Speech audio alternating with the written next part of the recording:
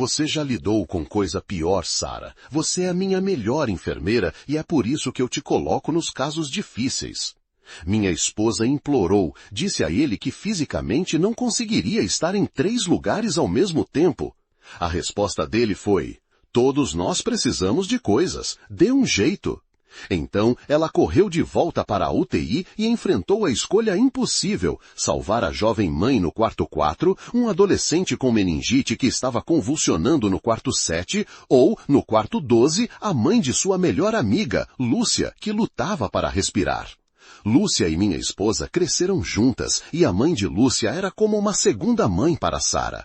Ela deveria ter mais 2 ou 3 semanas de vida. Sara escolheu correr primeiro para o adolescente. Ela o estabilizou e depois correu para a jovem mãe. Ela estava com uma hemorragia interna grave, mas novamente conseguiu controlar a situação. Mas então aconteceu. Quando ela chegou ao quarto da mãe de Lúcia, os alarmes estavam soando e a mãe de Lúcia estava quase inconsciente. Sara começou as compressões imediatamente, mas sabia que era tarde demais. Sara fez reanimação cardiopulmonar por 30 minutos, mesmo sabendo que depois dos 5 primeiros minutos não havia esperança. Ela declarou a hora da morte às 4h47 da manhã, e a pior parte ainda não tinha acabado. 2 novos pacientes em estado crítico chegaram antes que ela pudesse sequer limpar o quarto 12. Ela passou pelo corpo da mãe de Lúcia sendo levado para o necrotério e teve que continuar trabalhando. O administrador passou por lá às 5 da manhã e a viu. Ele de fato acenou com a cabeça em aprovação e disse: "Viu? Eu sabia que você conseguiria dar conta." Sara vomitou em um armário de suprimentos e depois voltou para seus outros pacientes. E ainda ficou pior. Na reunião de troca de turno das 7 da manhã, o administrador usou a morte da mãe de Lúcia como um momento de aprendizado. Ele ficou na frente de todos e disse: "Perdemos uma paciente no quarto 7 na noite passada. É isso que acontece quando as enfermeiras não priorizam corretamente. Vocês precisam de melhores habilidades de gerenciamento de tempo." Sara desabou a chorar ali mesmo, na frente de seus colegas. A resposta do administrador foi: "E essa resposta emocional é exatamente o problema. Esse tipo de comportamento afeta o moral da equipe. Documente tudo corretamente e me veja depois do seu turno." Ele deu uma advertência a Sara por falta de profissionalismo emocional. Depois que Sara se abriu, ela desmaiou embriagada no sofá, e foi assim que passei o meu dia. Planejando. Sou um ex-médico militar. Sei o que é tomar decisões de vida ou morte. Eu sabia como Sara se sentia, e por algum idiota preguiçoso fazer minha Sara se sentir daquele jeito, eu não ia deixar passar. Dirigi até o hospital à meia-noite e estacionei na vaga reservada do administrador. Eu não dormi, esperei na escuridão até ele aparecer às 6 da manhã para o seu turno. Ele ficou furioso com sua vaga de estacionamento, mas quando ele saiu do carro, eu também. Andei diretamente até ele e disse que precisávamos conversar sobre o que ele fez com a minha esposa. Honestamente, eu queria agir de uma forma que me renderia de 25 anos à prisão perpétua, mas me contive. Em vez disso, eu disse ao senhor pançudo na minha frente que a paciente que morreu na noite passada era a mãe da melhor amiga de Sara, que ele literalmente forçou minha esposa a escolher quem viveria e quem morreria. Ele não estava interessado, no entanto. Tentou passar por mim, mas para a infelicidade do senhor pançudo, eu me mantive firme. Foi quando ele ameaçou chamar a segurança e denunciar minha esposa por abandono. Abandono? Aquela velha estava morrendo de qualquer jeito. Isso faz parte do trabalho. Eu cerrei os punhos e disse para ele repetir aquilo. Ok, ela ia morrer de qualquer jeito. Eu sair correndo atrás de uma enfermeira que estava sabe-se lá onde não valia a pena. Foi quando tirei meu celular do bolso. Eu estive te gravando o tempo todo. O rosto dele ficou branco. Ele avançou para pegar meu celular. Seu anel de casamento prendeu na minha jaqueta e rasgou o tecido. O som do pano rasgando-se misturou com sua respiração ofegante enquanto lutávamos no estacionamento. Seu rosto passou do choque para uma raiva calculista e ele sibilou por entre os dentes cerrados. Sua esposa matou aquela mulher por negligência. Vou garantir que todos saibam disso. Os seguranças correram da entrada do hospital, nos separando antes que as coisas piorassem. Um dos guardas estava chorando, enxugando os olhos com as costas da mão. Eu o reconheci do turno da noite. Ele estava de serviço quando a mãe de Lúcia morreu. O administrador imediatamente começou a contar sua versão, apontando para mim e alegando que eu o havia ameaçado. Os guardas olhavam entre nós sem saber o que fazer. Em minutos, fomos levados para a sala do administrador. O RH já estava lá, com o arquivo pessoal de Sara aberto sobre a mesa. Meu estômago revirou quando vi as datas nos papéis. Ele vinha documentando preocupações sobre Sara há meses, se preparando para algo assim. A representante do RH, uma mulher chamada Catarina, olhava nervosamente entre o administrador e eu. Eles me fizeram esperar do lado de fora enquanto o administrador entrou primeiro. Pedi licença para ir ao banheiro e tranquei a porta atrás de mim. Minhas mãos tremiam enquanto eu tocava a gravação. O vento no estacionamento havia deixado o áudio abafado. Suas piores declarações estavam distorcidas, quase inaudíveis. Eu conseguia entender, morrendo de qualquer jeito, mas o resto estava confuso por causa do ruído de fundo e da respiração pesada. Alguém mais estava sussurrando ao fundo, mas eu não conseguia distinguir quem ou o que diziam. Joguei água no rosto e fui para a lanchonete para ganhar tempo e pensar. Foi quando vi Lúcia na máquina de café, vestindo o cardigã de sua mãe. Ela ainda usava o crachá de visitante do hospital da noite anterior. Meu peito se apertou quando ela se virou e me viu. Ah, graças a Deus você está aqui. Eu queria agradecer a Sara pessoalmente, mas disseram que ela faltou por doença. Ela se esforçou tanto para salvar a mamãe. As outras enfermeiras me disseram que ela fez reanimação por 30 minutos. Fiquei paralisado, incapaz de lhe contar a verdade. Lúcia me abraçou e sentiu o perfume de sua mãe no cardigã. Ela estava resolvendo a papelada, explicou, lidando com o necrotério e os arranjos do funeral. Murmurei algo sobre Sara precisar descansar e escapei o mais rápido que pude. Meu celular vibrou. Era Sara ligando, sua voz confusa e grogue. Onde você está? Por que não me acordou? Tive o sonho mais estranho, te contando algo sobre a mãe da Lúcia. Ela não se lembrava. O álcool e o trauma haviam criado lacunas em sua memória. Sentei-me no meu carro, tentando decidir se contar a ela sobre o confronto enquanto ela ainda estava vulnerável. Antes que eu pudesse responder, ela ofegou. Oh, meu Deus! Oh, meu Deus! Não foi um sonho. A mãe da Lúcia. Eu não consegui salvá-la. Ouvi-a correndo para o banheiro, vomitando. Liguei o carro para ir para casa quando o distrator apareceu na janela do meu lado do motorista, batendo com seu anel de formatura. Suas mãos tremiam, mas sua voz era firme. Ele segurava papéis de demissão. Apague a gravação. Apague agora. E Sara mantém o emprego. Eu até escrevo uma carta de recomendação brilhante para ela. Ela nunca precisará saber sobre esta conversa. Olhei para os papéis. O nome de Sara estava digitado no topo. O motivo da demissão listado como abandono de paciente resultando em morte. Você tem 10 segundos para decidir. Eu fui embora sem responder, deixando-o parado no estacionamento. Em um posto de gasolina a algumas quadras de distância, notei que um carro me havia seguido. Uma enfermeira saiu, alguém que eu já tinha visto por aí, mas nunca conhecido.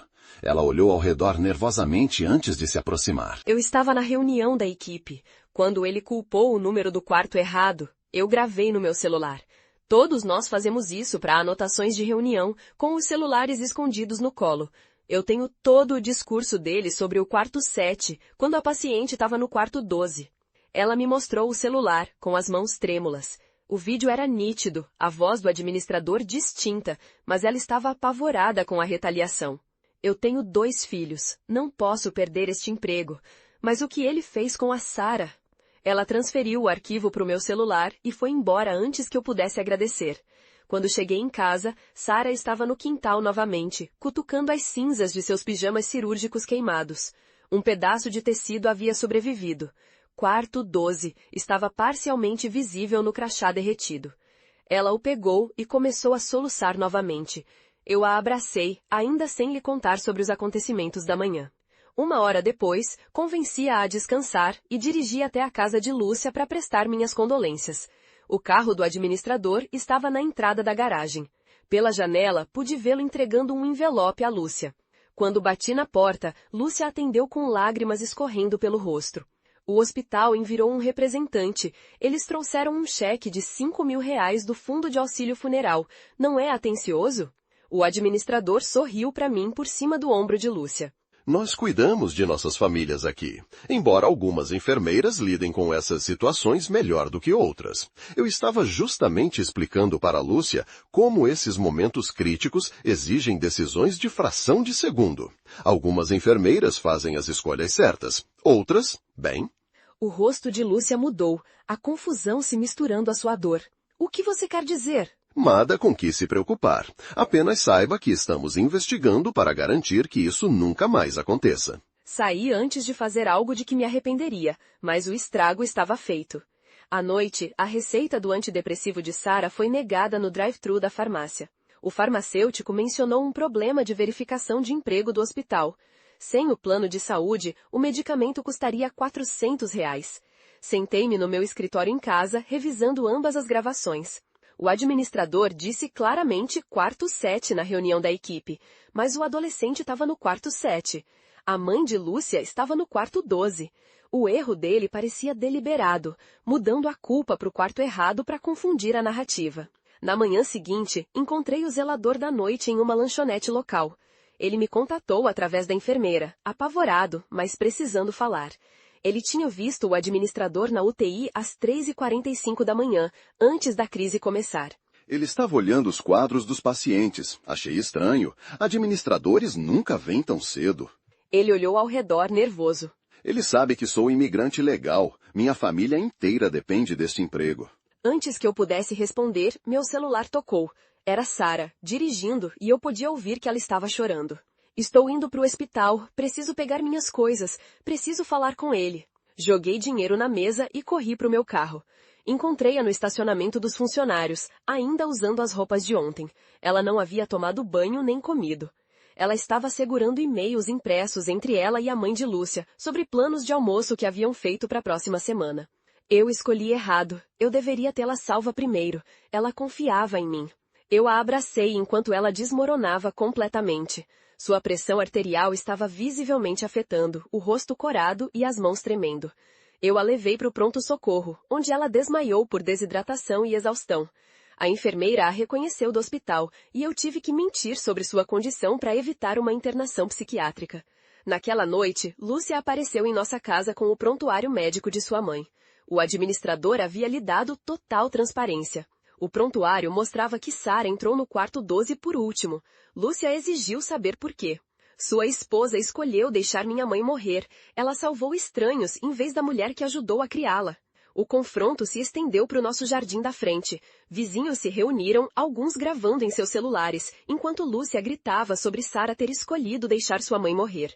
Percebi que o administrador havia orquestrado isso, transformando a dor de Lúcia em uma arma. No dia seguinte, Lúcia registrou uma queixa na delegacia sobre a negligência de Sara. O sargento da recepção mencionou que o administrador já havia ligado sobre um padrão de incidentes. Eles tinham que investigar qualquer queixa relacionada à morte, mesmo que um processo fosse improvável. Nosso advogado revisou as gravações em seu escritório e depois deu más notícias. Morávamos em um estado de consentimento de duas partes. Usar a gravação poderia levar à minha prisão por escuta ilegal, não a do administrador. A colega de Sara mandou uma mensagem urgente. O administrador havia anunciado a suspensão por tempo indeterminado de Sara na reunião da equipe, enquadrando-a como uma forma de proteger a equipe de uma colega instável. A mensagem incluía uma foto do quadro branco da sala de reuniões, com Sara instável escrito em marcador vermelho. Minhas mãos se fecharam em torno do telefone enquanto eu mostrava ao nosso advogado. Ele balançou a cabeça, explicando que a difamação no local de trabalho era quase impossível de provar sem danos além da demissão. Sara descobriu a postagem na rede social naquela noite. Lúcia havia postado uma foto de sua mãe com a legenda: morta pela enfermeira negligente Sara sobrenome, que escolheu salvar outros primeiro. A postagem teve 847 partilhas em 2 horas. Os comentários variavam de simpatia a ameaças de morte. As mãos de Sara tremiam enquanto ela rolava pelas mensagens de ex-colegas se distanciando. Na manhã seguinte, nosso banco ligou sobre atividade suspeita em nossa conta conjunta. O gerente mencionou uma chamada preocupada sobre meu comportamento ameaçador no hospital. Eles haviam congelado nossas contas. Dirigi até a agência imediatamente, mas o dano estava feito. As contas já estavam sendo devolvidas. O pastor de Sara ligou para cancelar o aconselhamento. Sua secretária sussurrou que o administrador fazia parte do conselho da igreja e havia expressado preocupações sobre a situação. Até mesmo nosso sistema de apoio espiritual foi comprometido. Sara sentou-se na cozinha, olhando para o café, isolada de todas as comunidades que antes a sustentavam. Descobri os pneus do nosso carro furados quando fui comprar mantimentos. A filmagem da segurança mostrou um adolescente usando uma camiseta em memória da mãe de Lúcia. O vandalismo estava se espalhando para além de palavras raivosas. Troquei o pneu eu mesmo, sabendo que a polícia não priorizaria danos à propriedade em meio a tudo isso. A companhia de seguros ligou naquela tarde. A cobertura de Sara foi cancelada, com efeito imediato, devido à demissão por justa causa. A representante explicou que a continuação da cobertura não estava disponível em tais casos. Seus antidepressivos agora custariam R$400 por mês. Calculei nossas economias contra as despesas crescentes e senti meu peito apertar. Nossa vizinha bateu na porta na hora do jantar. Ela tinha visto o administrador em nossa caixa de correio às 5 da manhã. A descrição do carro dele era precisa. Ele esteve lá antes do amanhecer, fazendo algo com nossa correspondência. Verifiquei a caixa e não encontrei nada em comum, mas a violação de limites estava escalando. Paguei em dinheiro pelo medicamento de Sara numa farmácia. O farmacêutico me passou um bilhete com o recibo. Ele perguntou sobre todas as suas receitas ontem. Meu queixo travou quando percebi que o administrador estava juntando munição, procurando qualquer coisa para usar contra nós. A expressão preocupada do farmacêutico me disse que ele já havia falado demais. Sara encontrou a carta de demissão em nosso correio no dia seguinte. O documento era datado de 3 dias antes da morte da mãe de Lúcia. O administrador havia planejado isso, preparando Sara para o fracasso. Ela olhou para a data, a compreensão surgindo em seus olhos. Não se tratava da tragédia, era destruição calculada. Segui o administrador até o estacionamento do hospital naquela noite. Pela janela do carro, ouvi-o ao telefone. O marido é um problema, mas conheço o histórico militar dele. Transtorno de estresse pós-traumático, problemas de raiva. Podemos usar isso. Ele estava pesquisando meu passado, procurando por uma vantagem. Recuei antes que ele me notasse. A polícia chegou à nossa casa com uma ordem de restrição na manhã seguinte. A ordem nos incluía, citando o comportamento instável de Sara e minha conduta ameaçadora. Não podíamos chegar a menos de 150 metros do hospital. Sara não podia nem mesmo pegar seus pertences de seu armário. O policial parecia se desculpar, mas foi firme. A melhor amiga de Sara da faculdade de enfermagem ligou, com a voz tensa. Sua filha era a afilhada de Lúcia. Ela não podia mais nos ver, não podia arriscar tomar partido. A rede de apoio que Sara construiu ao longo de 17 anos desmoronou a cada telefonema. A isolação nos apertou como um laço. Ameaças de morte começaram a aparecer em nossa caixa de correio.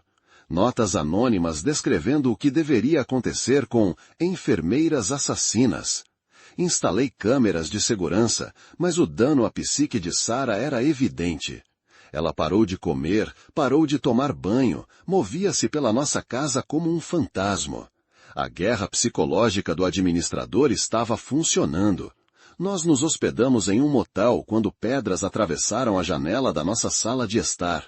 O recepcionista mencionou que alguém havia ligado perguntando se tínhamos nos registrado. Mesmo escondidos, o administrador rastreava nossos movimentos através de sua rede. Sara sentou-se na cama do motel, com os joelhos junto ao peito, menor do que eu jamais a vira. Uma enfermeira noturna do hospital me mandou uma mensagem para encontrá-la em uma lanchonete de posto de caminhoneiros. Ela estava trabalhando na ala oposta durante a crise. Suas mãos tremiam enquanto ela revelava que estava no escritório do administrador quando Sara implorou por ajuda. Ela o ouviu dizer claramente: "Deixe a velha ir, ela está nos custando muito de qualquer maneira." A enfermeira me mostrou seu telefone. Ela havia gravado a conversa para sua própria proteção, um hábito desenvolvido depois que administradores anteriores jogaram a equipe debaixo do ônibus. O áudio era claro, condenatório. Mas ela tinha um visto de trabalho, 2 filhos, o administrador controlava seu futuro. Ela transferiu o arquivo e saiu rapidamente. Dirigindo de volta para o motel, notei o carro do administrador no meu retrovisor. Ele me seguiu agressivamente, zigue-zagueando entre as faixas. Sua fachada controlada estava rachando. O surgimento de uma testemunha desconhecida havia mudado o jogo. Entrei no estacionamento da delegacia, forçando-o a passar direto. Dentro da delegacia, o administrador já estava lá, registrando uma queixa de assédio. Ele alegou que eu o estava perseguindo, ameaçando sua segurança. O sargento da recepção olhou entre nós, claramente desconfortável com a escalada da situação. Nenhum de nós podia provar nossas alegações naquele momento. A enfermeira noturna ligou, em pânico. Ela havia recebido uma mensagem de texto do administrador. Lembre-se do seu status de visto. Precisamos discutir seu futuro no hospital. A ameaça era clara. Ela estava vacilando, reconsiderando sua oferta de ajuda. Eu não podia culpá-la. O administrador tinha muitas vidas em suas mãos. Uma reunião de emergência do conselho do hospital foi convocada. Sara não foi convidada, mas as notícias viajaram rápido. O administrador estava se pintando como vítima de uma funcionária vingativa e seu marido instável. Membros do conselho que conheciam Sara há anos estavam sendo informados de que ela surtou, ficou perigosa. O escritório do promotor distrital finalmente concordou em rever o caso. O promotor examinou as provas, particularmente a gravação da enfermeira. As palavras do administrador sobre deixar a velha ir sugerem decisões administrativas que diretamente causaram a morte. Mas o processo seria complexo, exigindo prova de intenção além da negligência. O advogado do administrador chegou ao motel com uma oferta de acordo. Assinaram um acordo de não divulgação, aceitaram pagamento modesto e sair da cidade. A alternativa eram anos de batalhas legais que não podíamos pagar. Sara olhou para os papéis com olhos mortos.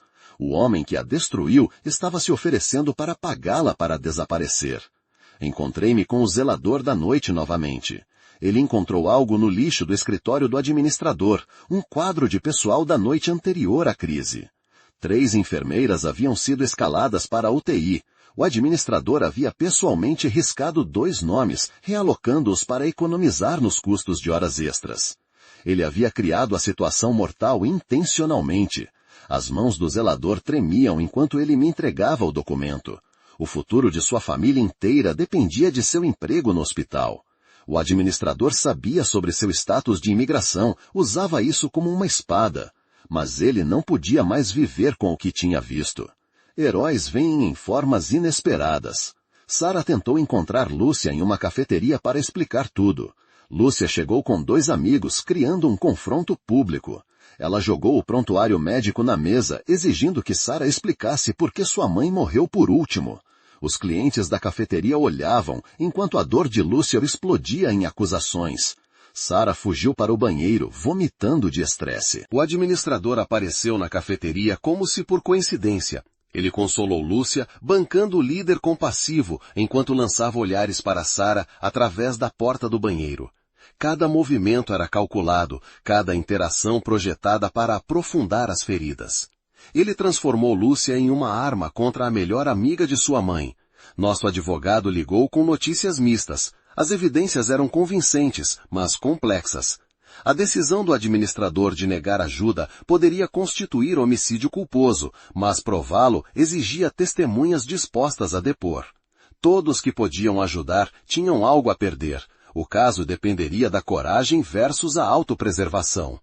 A licença de enfermagem de Sara estava sob revisão. O conselho havia recebido várias queixas, todas rastreadas até a rede do administrador. Mesmo que as acusações criminais não prosperassem, sua carreira estava por um fio. 17 anos de dedicação reduzidos a se defender contra mentiras orquestradas. O Departamento de Relações Públicas do hospital emitiu uma declaração sobre incidentes recentes e seu compromisso com a segurança do paciente. Sara não foi nomeada, mas qualquer um que acompanhasse as redes sociais locais conhecia a narrativa que foi estabelecida. Uma enfermeira havia falhado e o hospital estava tomando medidas. O administrador se posicionou como a solução para um problema que ele mesmo criou. Encontrei Sara no banheiro do motel às 3 da manhã, segurando seu frasco de antidepressivos. Ela não estava planejando nada, apenas olhando para os comprimidos que representavam sua estabilidade em desmoronamento. Eu a abracei enquanto ela soluçava por ter falhado com a mãe de Lúcia, por ter escolhido errado, pela impossibilidade de salvar a todos quando o sistema era projetado para falhar. A manhã seguinte trouxe um avanço. O filho do administrador apareceu em nosso motel, visivelmente angustiado. Ele havia ouvido seu pai no jantar reclamando sobre os cuidados caros da velha semanas antes de ela morrer.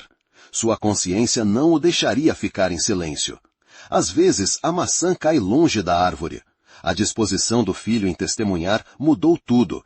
O promotor avançou com acusações de homicídio culposo. A construção cuidadosa do administrador começou a desmoronar. Membros do conselho do hospital se distanciaram. A narrativa mudou de uma falha de uma enfermeira para o corte de custos mortal de um administrador. Mas o administrador não havia terminado. Novas contas de redes sociais apareceram, espalhando rumores sobre o histórico de instabilidade de Sara. Fotos da noite em que ela queimou seus pijamas cirúrgicos surgiram, tiradas por alguém que estava vigiando nossa casa. A guerra psicológica se intensificou mesmo enquanto os muros legais se fechavam. A enfermeira noturna finalmente concordou em testemunhar depois que o administrador ameaçou a matrícula escolar de seus filhos. Ela percebeu que ele a destruiria de qualquer maneira. Sua coragem inspirou outros. O zelador se apresentou com os quadros de pessoal. Uma cascata de testemunhas emergiu das sombras do medo. Lúcia começou a questionar a narrativa que lhe fora alimentada. O prontuário médico mostrava um tempo impossível. Nenhuma enfermeira poderia ter salvo todos os 3 pacientes naquelas condições. Sua dor permaneceu, mas a dúvida surgiu sobre quem realmente tinha a responsabilidade pela morte de sua mãe. A manipulação do administrador estava se desfazendo. Sara recebeu uma ligação de um hospital a 2 horas de distância. Eles ouviram sua situação através de redes de enfermagem. Ofereceram-lhe uma posição com proporções adequadas de pessoal e uma administração de apoio. A luz apareceu no fim do nosso túnel. Nem todos os sistemas de saúde estavam irremediavelmente quebrados. O administrador fez uma última tentativa de controle. Ele chegou ao motel à meia-noite, demandando que nos encontrássemos. Sua compostura havia se despedaçado completamente. Ele delirava sobre enfermeiras ingratas, sobre os sacrifícios que ele havia feito, sobre a injustiça de ser culpado por decisões de negócios. O homem real emergiu por trás da fachada calculada. Gravei toda a sua crise. A gravação era inútil como prova, mas revelava a verdade de quem ele era. Um homem que via enfermeiras como recursos descartáveis, pacientes como fardos financeiros e a vida humana como números em uma planilha. Seu desabafo incluiu admissões que selaram seu destino. O promotor tocou a gravação original da enfermeira noturna na audiência preliminar. A voz do administrador encheu o tribunal. Deixe a velha ir, ela está nos custando muito de qualquer maneira. Lúcia sentou-se na galeria, seu rosto desmoronando ao entender a verdade. Sua mãe não morreu porque Sara escolheu errado. Ela morreu porque o administrador escolheu os lucros. As negociações de um acordo começaram imediatamente. O advogado do administrador reconheceu a impossibilidade de defender aquelas palavras para um júri. Administradores de hospitais em todo o estado assistiram nervosamente. O caso estabeleceu um precedente para a responsabilidade administrativa em decisões de subdimensionamento de pessoal. O corte de custos que colocava vidas em perigo agora podia levar a acusações criminais. O administrador aceitou um acordo por homicídio culposo, 18 meses de prisão, perda de sua licença administrativa e proibição de gestão em saúde. Não era suficiente por uma vida perdida, mas era mais do que a maioria dos administradores enfrentavam por decisões mortais. A justiça veio em porções imperfeitas. Sara encontrou Lúcia uma última vez antes de partirmos da cidade. Elas se sentaram no jardim memorial do hospital, ambas chorando por razões diferentes. Lúcia pediu desculpas pelas postagens nas redes sociais, pelas acusações, por ter sido manipulada em sua dor. Sara a abraçou. Ambas as mulheres eram vítimas de um sistema que priorizava lucro sobre pessoas. Na manhã em que estávamos empacotando para partir, vizinhos que haviam ficado em silêncio começaram a se aproximar. Eles tinham medo de nos apoiar publicamente, mas queriam que soubéssemos que entendiam. A prisão do administrador os libertou do medo. A comunidade às vezes retorna quando a coragem derrota a intimidação. As mãos de Sara se firmaram enquanto ela arrumava seus novos pijamas cirúrgicos para o novo hospital. O tremor que se desenvolveu durante nossa aprovação desapareceu. Ela não era a mesma enfermeira que queimou seus uniformes em nosso quintal. Aquela inocência se foi, mas algo mais forte emergiu das cinzas. Passei de carro pelo hospital uma última vez. A vaga de estacionamento reservada do administrador estava vazia. Novas políticas já estavam sendo implementadas, proporções mínimas de pessoal, dispositivos de comunicação para todas as enfermeiras. A morte da mãe de Lúcia forçou mudanças que salvariam vidas futuras. Às vezes, a tragédia cria transformação. A investigação revelou outros 14 incidentes em que o corte de custos do administrador colocou pacientes em perigo. Famílias se apresentaram com histórias de mortes evitáveis e quase acidentes. Seus 18 meses de prisão pareciam mais leves a cada revelação. Mas o sistema que o criou permaneceu em grande parte intacto. Sara começou em seu novo hospital com transparência sobre nossa história. Seus colegas a acolheram, entendendo a posição impossível em que ela fora forçada. A comunidade de enfermagem havia acompanhado nossa aprovação online. Ela se tornou um símbolo involuntário do que as enfermeiras enfrentam quando os administradores valorizam orçamentos em vez de leitos. 3 meses em seu novo cargo, Sara me ligou do trabalho, com a voz mais leve do que eu ouvia há meses. Ela havia gerenciado uma situação crítica com o apoio adequado, salvando todos seus pacientes porque tinha recursos adequados. O contraste iluminou o quão evitável havia sido a morte da mãe de Lúcia. O dimensionamento adequado de pessoal não era caro, era essencial. O administrador cumpriu 12 meses de sua sentença de 18 meses. Bom comportamento e superlotação lhe renderam liberdade antecipada. Ele se mudou para outro estado, proibido de atuar na área da saúde, mas não nos negócios. Sara acompanhava seu perfil numa rede profissional, observando-o se reconstruir em um setor diferente. Algumas pessoas nunca pagam de verdade por suas escolhas. Lúcia enviou um cartão de Natal com uma nota de perdão e compreensão.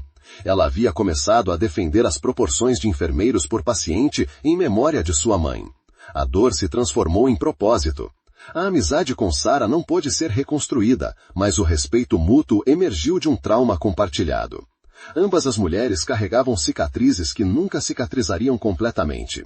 A libertação antecipada nos atingiu através de um alerta do Google que Sara havia configurado. 12 meses em vez de 18. Observei sua mandíbula se contrair enquanto ela lia a notificação em nossa nova mesa da cozinha. Ela fechou o laptop e foi se preparar para seu turno sem dizer uma palavra. Naquela tarde, um pacote chegou sem endereço de remetente. Dentro havia uma única foto, Sara entrando em nosso novo hospital, tirada do outro lado da rua. A mensagem era clara, o administrador sabia onde nos reinstalamos. Minhas mãos tremiam enquanto eu instalava novas câmeras de segurança, verificando os ângulos de cada janela. O supervisor de Sara a chamou em seu escritório na manhã seguinte. Alguém havia enviado um e-mail anônimo detalhando o incidente em seu hospital anterior. O supervisor, ele mesmo um ex-enfermeiro de UTI, imprimiu o e-mail e entregou a Sara. Eu sei o que realmente aconteceu. Isso não muda nada sobre seu emprego aqui. O alívio no rosto de Sara durou exatamente 3 horas. Lúcia ligou diretamente para o hospital, exigindo falar com o supervisor de Sara sobre a morte de sua mãe. A recepcionista transferiu a ligação para a administração. Na hora do almoço, rumores estavam se espalhando entre a equipe de enfermagem sobre o passado de Sara. Encontrei Sara no estacionamento do hospital durante seu intervalo, sentada em seu carro com a cabeça contra o volante. Ela me mostrou o celular, 17 chamadas perdidas de números que ela não reconhecia. A rede do administrador estava se reativando, alcançando nossa nova vida com precisão cirúrgica. Nosso novo vizinho mencionou ter visto um homem tirando fotos de nossa casa de seu carro. A descrição correspondia perfeitamente à do administrador. Ele havia dirigido 2 horas para nos vigiar, documentando nossas rotinas. Registrei um boletim de ocorrência, mas sem provas de assédio, eles não podiam agir apenas com base em suspeitas. A primeira avaliação de desempenho de Sara veio mais cedo. Seu supervisor chamou de rotina, mas nós dois sabíamos a verdade. As queixas anônimas haviam desencadeado um escrutínio administrativo. A sombra do administrador se estendia por linhas estaduais. Comecei a dormir em turnos, vigiando as câmeras de segurança enquanto Sara trabalhava à noite. Na quarta noite, eu o vi. O administrador estava sentado em um carro alugado a 3 casas de distância, fora do alcance das luzes da rua. Ele ficou por 2 horas, com o motor ligado, antes de ir embora. O ponto de ruptura veio quando Sara recebeu uma intimação. O administrador estava processando por difamação, alegando que nossas falsas acusações haviam destruído sua carreira. O processo buscava indenização superior ao nosso patrimônio líquido. Ele havia encontrado uma maneira de continuar seu ataque através do sistema legal. As mãos de Sara tremiam enquanto ela lia os documentos legais. O processo nomeava declarações específicas do julgamento criminal, alegando que eram mentiras maliciosas. Ele queria depoimentos de todos que testemunharam contra ele. A enfermeira noturna, o zelador, ele estava arrastando todos eles de volta à sua teia. Nosso novo advogado, amigo do supervisor de Sara, revisou o caso com crescente preocupação.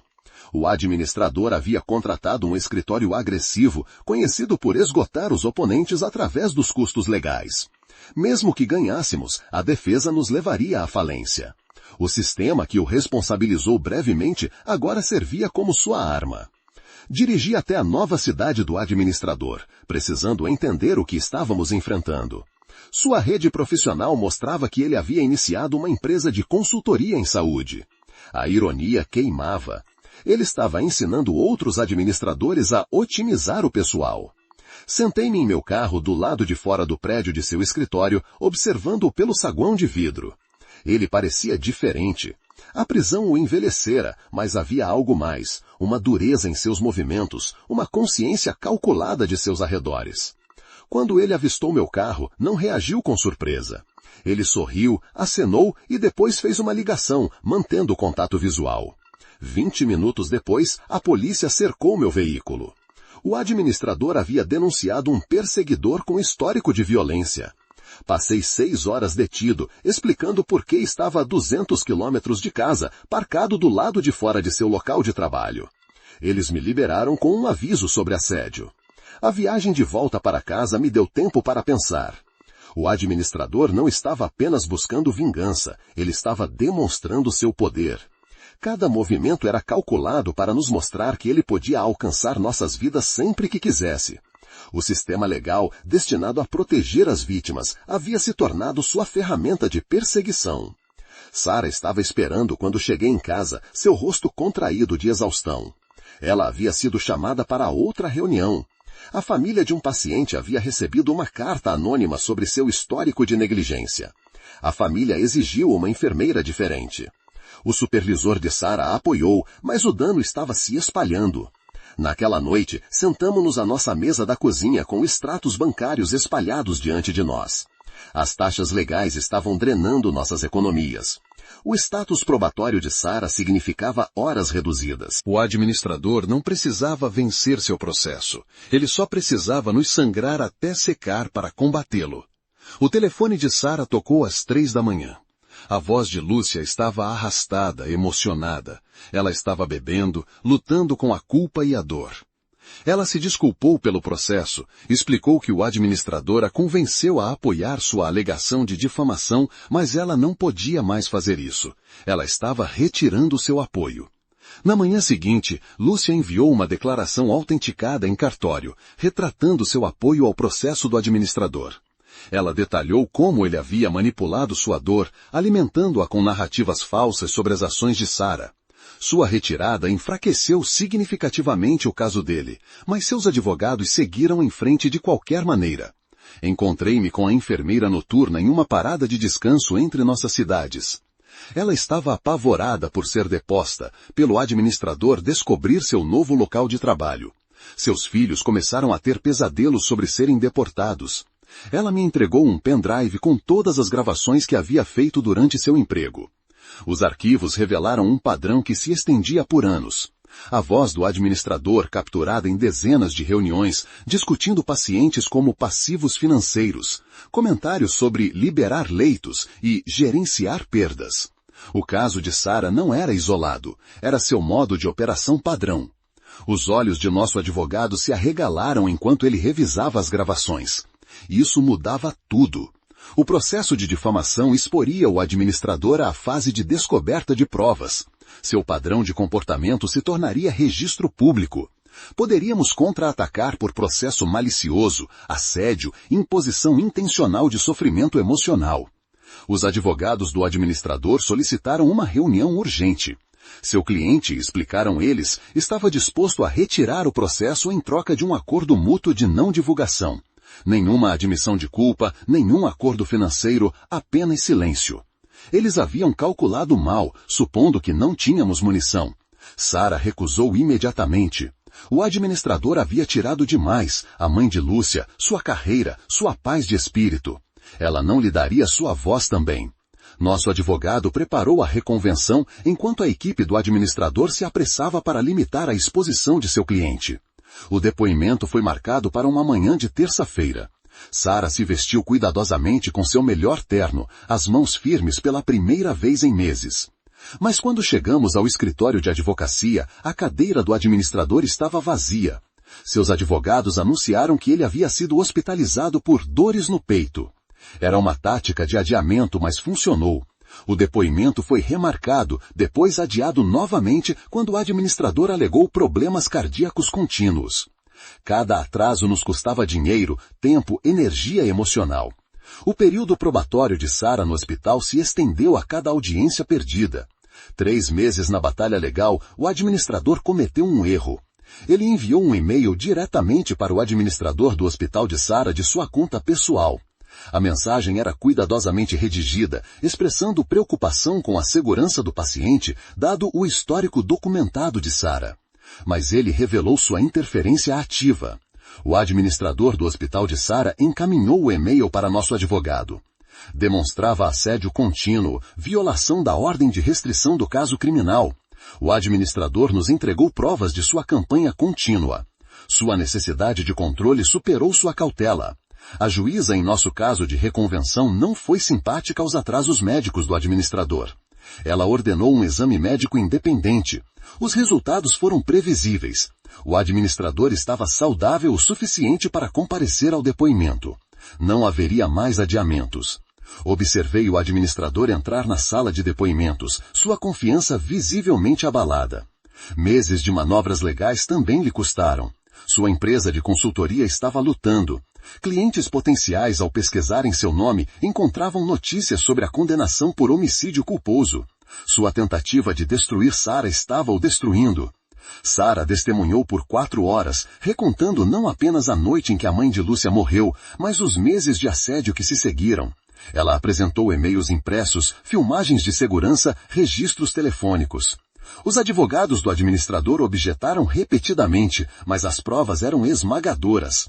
Seu cliente havia perseguido, assediado e tentado destruir uma testemunha de seu caso criminal. O depoimento do administrador estava agendado para a semana seguinte, mas ele nunca apareceu. Seus advogados entraram com uma moção para arquivar seu próprio processo, aceitando a responsabilidade por nossos custos legais. A capitulação súbita pareceu vazia. Ele já nos custara milhares em honorários, meses de angústia, a reputação de Sara em seu novo emprego. 2 dias depois, a notícia surgiu de que o administrador havia sido preso em outro estado. Ele foi pego falsificando credenciais para obter um cargo administrativo em um hospital. A verificação de antecedentes revelou sua proibição na área da saúde. Enfrentando acusações de fraude, seu castelo de cartas estava desmoronando. Sara trabalhou em seu turno na noite em que ouvimos sobre sua prisão. Esperei no estacionamento para levá-la para casa, um hábito nascido de meses de medo. Ela saiu às 7 da manhã, cansada, mas andando mais ereta. A notícia havia se espalhado pelo hospital. Seus colegas agora entendiam o que ela vinha enfrentando. O julgamento por fraude avançou rapidamente. O administrador se declarou culpado para evitar uma sentença mais longa. 2 anos em uma prisão estadual sem possibilidade de liberdade antecipada. Enquanto o levavam algemado, ele parecia menor do que eu me lembrava. O homem que exercera um poder tão terrível era apenas mais um criminoso em um macacão laranja. O status probatório de Sarah foi suspenso no mês seguinte. Seu supervisor pediu desculpas pelo escrutínio, reconhecendo as circunstâncias extraordinárias. As outras enfermeiras, que mantiveram distância profissional durante a incerteza, começaram a incluí-la em suas pausas para o café e reuniões de turno. Lúcia entrou em contato através de um amigo em comum, perguntando se Sarah a encontraria. Elas se sentaram em um parque equidistante de suas casas, 2 mulheres para sempre ligadas pela tragédia. Lúcia estava em terapia, trabalhando sua dor e culpa. Ela falou sobre as últimas semanas de sua mãe, as conversas que tiveram sobre a dedicação de Sarah. Mamãe sabia que o hospital estava com poucos funcionários. Ela se preocupava com você se esgotar. Ela ficaria horrorizada com o que ele fez com você depois. A frase ficou inacabada entre elas. A reunião foi breve, dolorosa demais para uma conversa prolongada. Mas algo mudou. Lúcia começou a defender publicamente por proporções seguras de pessoal, compartilhando a história de sua mãe em audiências legislativas. Ela nunca mencionou Sarah pelo nome, mas a verdade estava lá para quem soubesse onde procurar. A empresa de consultoria do administrador faliu enquanto estava na prisão. Seus ex-clientes se distanciaram de seus métodos. Vários hospitais que o contrataram para a otimização de eficiência reverteram seus cortes de pessoal. As forças de mercado realizaram o que as regulamentações não conseguiram. Sua abordagem se tornou tóxica por associação. Eu voltei a trabalhar, tendo passado meses focado em proteger Sarah. A normalidade parecia estranha depois de viver em modo de crise, mas as contas precisavam ser pagas, a vida precisava ser vivida. Não podíamos deixar o administrador roubar nosso futuro junto com nosso passado. Sarah recebeu uma carta da enfermeira noturna. Ela havia conseguido seu green card, não mais vulnerável a ameaças de deportação. Ela agradeceu a Sarah por enfrentar o administrador, por mostrar a ela que a coragem era possível. Ela estava trabalhando em um hospital melhor agora, um que valoriza enfermeiras em vez de números. O zelador enviou um cartão de Natal com uma foto de sua família. Seu filho havia se formado no ensino médio, o primeiro da família a fazê-lo. Ele escreveu que testemunhar foi o momento mais assustador e orgulhoso de sua vida. Às vezes, fazer o certo custa tudo, mas o silêncio custa mais. 6 meses após a segunda condenação do administrador, Sarah trabalhou em um código azul que espelhou aquela noite terrível. 3 pacientes em colapso simultaneamente. Mas desta vez, ela teve apoio. 2 enfermeiras responderam ao seu chamado, trabalhando perfeitamente como uma equipe. Todos os 3 pacientes sobreviveram. Ela me ligou da sala de descanso depois, a voz firme, mas emocionada. Ela provou a si mesma que a tragédia não foi sua falha. Com os recursos adequados, ela poderia lidar com tudo. O administrador tentou quebrá-la fazendo-a duvidar de suas habilidades. Ele falhou. Passamos de carro por nossa antiga casa em um domingo, curiosos sobre quem morava lá agora. Uma jovem família havia se mudado, brinquedos de criança espalhados pelo gramado. De onde uma vez fugimos com medo, o bairro parecia pacífico, sem vestígios do terror que havíamos experimentado. Lugares se curam mais rápido que pessoas. O administrador cumpriria sua sentença completa desta vez, sem liberdade antecipada, sem redução por bom comportamento. Ele passaria 2 anos contemplando como sua necessidade de controle lhe custou tudo. Mas nós não passaríamos esses anos pensando nele. Tínhamos vidas para reconstruir, futuros para criar. A firmeza de Sarah retornou gradualmente. Ela parou de verificar as fechaduras obsessivamente, parou de se assustar com batidas inesperadas. A hipervigilância desapareceu à medida que os meses passavam sem incidentes. Estávamos aprendendo a viver sem medo novamente, recuperando a paz que ele havia roubado. No aniversário de 1 ano de seu novo cargo, Sarah recebeu um prêmio de excelência em cuidados intensivos. No pódio, ela agradeceu a seus colegas por seu apoio e trabalho em equipe. Ela não mencionou a jornada que a levou até ali. Aquela história vivia no passado agora. Sentei-me na plateia, lembrando da mulher que queimou seus pijamas cirúrgicos em nosso quintal. Aquela pessoa parecia uma estranha agora. Sarah transformou seu trauma em propósito, sua dor em compaixão por colegas em dificuldades. O administrador tentou destruir uma enfermeira. Ele criou uma defensora. A viagem para casa foi silenciosa, confortável. Sobrevivemos ao insuperável. Emergimos com cicatrizes, mas inteiros. O amanhã traria novos desafios, novos pacientes, novas possibilidades. Mas esta noite, éramos apenas 2 pessoas que haviam enfrentado uma tempestade juntas. Sara pendurou seu prêmio em nosso escritório, ao lado de seu diploma de enfermagem. Não como um troféu, mas como um lembrete. Ela foi testada por alguém que via enfermeiras como recursos descartáveis.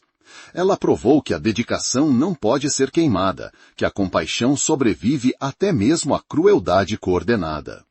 A cafeteira borbulhava na manhã seguinte, enquanto Sara se preparava para outro turno. Ela se movia através de sua rotina com eficiência prática, verificando seus suprimentos, revisando suas atribuições. Uma enfermeira comum indo para um dia comum. O administrador falhou em fazer sua tragédia extraordinária defini-la. Eu a observei ir embora, não mais temendo quem poderia estar vigiando. As câmeras de segurança permaneceram, mas acumulavam poeira. A hipervigilância havia se transformado em cautela normal. Encontramos nosso caminho de volta para a vida regular, onde a maior preocupação era lembrar de comprar leite. Sara me mandou uma mensagem durante seu intervalo para o almoço. Uma simples mensagem sobre um paciente difícil que agradeceu por sua paciência. Sem crise, sem drama, apenas as recompensas diárias de uma boa enfermagem. Esses pequenos momentos eram sua vitória sobre tudo que o administrador tentou roubar. O pôr do sol pintou nossa cozinha de laranja enquanto eu preparava o jantar. Sara estaria em casa em breve, cansada, mas realizada por mais um turno. Comeríamos juntos, talvez assistiríamos a algo sem sentido na TV. O ordinário profundo de uma vida recuperada do caos. Seu carro entrou na garagem às 7h47 da noite. Ela saiu, se espreguiçando, pegando suas bolsas, movendo-se com a fadiga fácil do trabalho honesto. Sem verificar sombras, sem procurar ameaças. Apenas uma enfermeira voltando para casa depois de ajudar as pessoas a se curarem. Sentamo-nos um em frente ao outro no jantar, compartilhando os detalhes mundanos de nossos dias. Seu paciente que finalmente recebeu alta após semanas na UTI. Minha apresentação que foi melhor do que o esperado. Problemas normais, vitórias normais. A vida pela qual lutamos para ter de volta.